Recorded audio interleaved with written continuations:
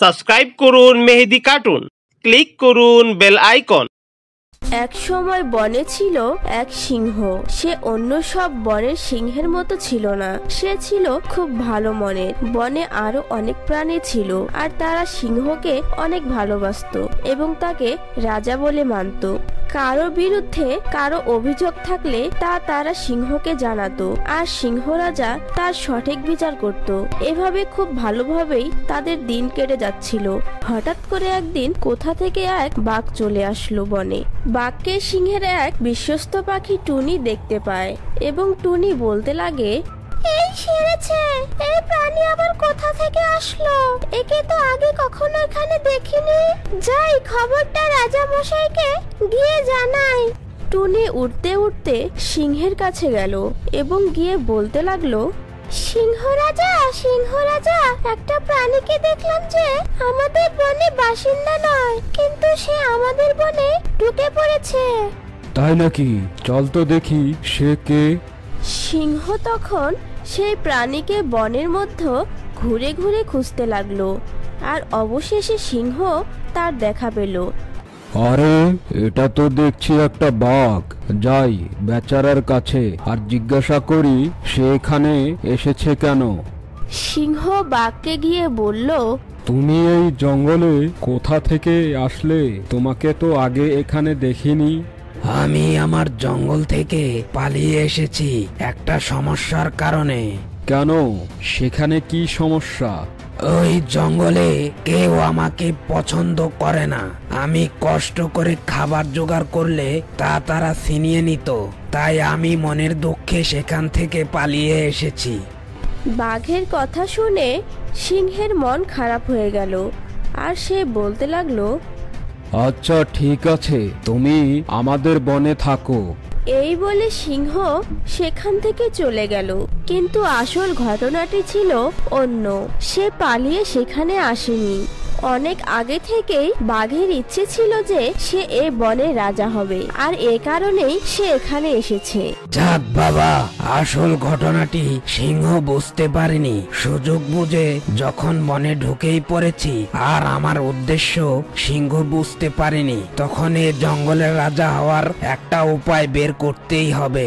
তার কিছুক্ষণ পর অনেক ভেবে তো একটা উপায় বের করেছি, আর তা হলো সিংহকে প্রাণে মেরে ফেলতে হবে। কিন্তু আমার একার পক্ষে তো সেটা করা সম্ভব নয়, কারণ আমি সিংহের সাথে শক্তিতে পেরে উঠব না। তাই বুদ্ধি করে তাকে মারতে হবে। পরের দিন সিংহ সব প্রাণীকে তার গুহার সামনে ডাকলো, বাঘকে তাদের পরিচয় করার জন্য। কিন্তু বাঘকে কেউ পছন্দ করলো না, আর তারা সেখান থেকে চলে গেল। সিংহ রাজা, সবাই কেন আমাকে দেখে চলে গেল? তোমাকে সবাই প্রথমবার দেখেছে তো, তাই হয়তো তারা ভয় পেয়েছে। আস্তে আস্তে সবকিছু ঠিক হয়ে যাবে। আরে, বাঘকে দেখে সবাই কেন চলে গেল? আমার সাথে জঙ্গলের অন্য কোনো প্রাণীর মধ্যে তো কোনো বন্ধুত্ব নেই। তাই বাঘের সাথে দেখি বন্ধুত্ব করা যায় কিনা। বাঘ, তুমি আমার বন্ধু হবে? কয়েকদিন ধরে লক্ষ্য করছি তুমি কারো সাথে মেশো না। হ্যাঁ, তুমি ঠিকই বলেছ। সবাই আমাকে দেখলেই পালিয়ে যায়। শিয়াল, আমি তোমার বন্ধু হব। শিয়ালের সাথে বন্ধুত্ব করতে পারলেই এর সাহায্য নিয়ে সিংহকে ঘায়েল করতে পারবো। একদিন বাঘ শিয়ালকে বলল, বন্ধু শিয়াল, তুমি কি আমাকে একটা সাহায্য করতে পারবে? কি ধরনের সাহায্য বন্ধু, বলো? আমি এই জঙ্গলের রাজা হতে চাই। তুমি যদি আমাকে সাহায্য করো, তাহলে আমি তোমাকে আমার মন্ত্রী করব, আর আমার সকল শিকারের ভাগও তুমি পাবে। শিয়াল বাঘের প্রস্তাব শুনে খুব খুশি হলো। আরে, আমিও তো অনেকদিন ধরে সিংহকে জব্দ করার সুযোগ খুঁজছিলাম।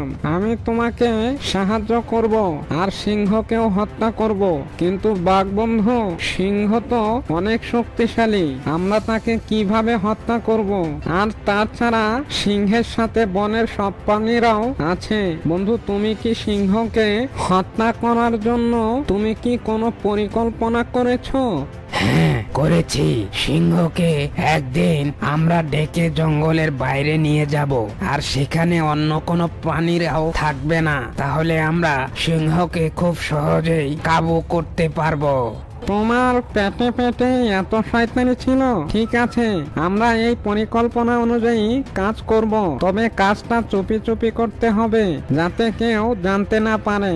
যদি কেউ জেনে যায় তবে আমাদেরই সর্বনাশ হবে। এদিকে পাশের গাছেই বসেছিল এক কাক। সে শিয়াল আর বাঘের সব কথা শুনে ফেলেছিল। তখন সে আর এক মুহূর্ত দেরি না করে সে চলে গেল বনের রাজা সিংহর কাছে। সিংহ রাজা, একটা গরম খবর আছে। কি খবর বল দেখি শুনি। বাঘ এই জঙ্গলে এসেছে আপনাকে হত্যা করতে, আর আপনার জায়গায় ওই বনের রাজা হবে। আমি এইমাত্র বাঘের এসব কথা শুনে এলাম।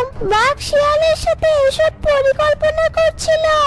বলিস কি তুই? তাহলে বাঘ আর শিয়ালকে তো একটা শিক্ষা দিতেই হয়। তুই যা, বনের সকল প্রাণীকে খবর দে যে আমি জরুরিভাবে সবাইকে ডেকেছি। ঠিক আছে মহারাজ।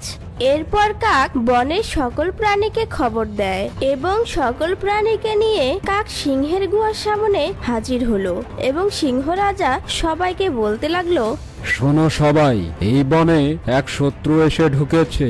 আমি আগে বিষয়টা বুঝতে পারিনি যে বাঘ একটা ধোঁকাবাজ আর শিয়ালও তার সাথে জোট বেঁধেছে। তারা দুজন মিলে আমাকে হত্যা করে এই জঙ্গলের রাজত্ব করতে চায়। তাই বাঘ আর শিয়ালকে জব্দ করতে হবে। আমি একটা পরিকল্পনা করেছি, সে অনুযায়ী কাজ করব।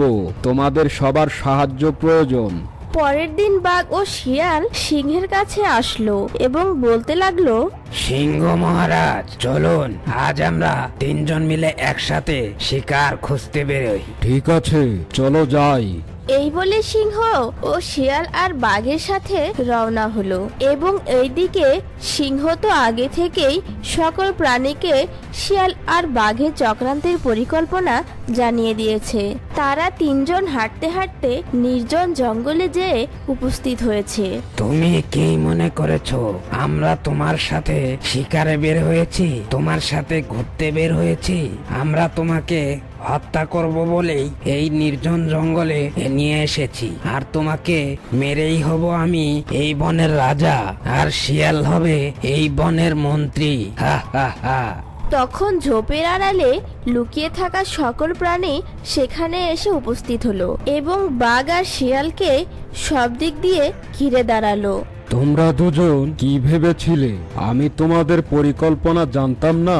জানতাম, আর জানতাম বলেই তোমাদের দুজনকে হাতে নাতে ধরার জন্য জঙ্গলের সবাই মিলে এই পরিকল্পনা করি, যাতে তোমাদের আসল চেহারা সবাই জানতে পারে। তোমরা যদি বাঁচতে চাও তাহলে জঙ্গল ত্যাগ করো, আর তা না হলে আমরা সবাই মিলে তোমাদের দুজনকে মেরে ফেলবো।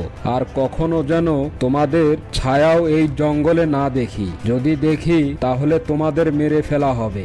তখন শিয়াল ও বাঘ খুব ভয় পেয়ে যায়। তারা বুঝে যায় এত প্রাণীর সাথে পেরে উঠবে না, তাই তারা সেখান থেকে চলে যায়। আর তখন থেকে জঙ্গলের সব প্রাণী সুখে শান্তিতে বসবাস করতে লাগে। For more updates, subscribe to our channel, click the show links and enjoy watching the videos.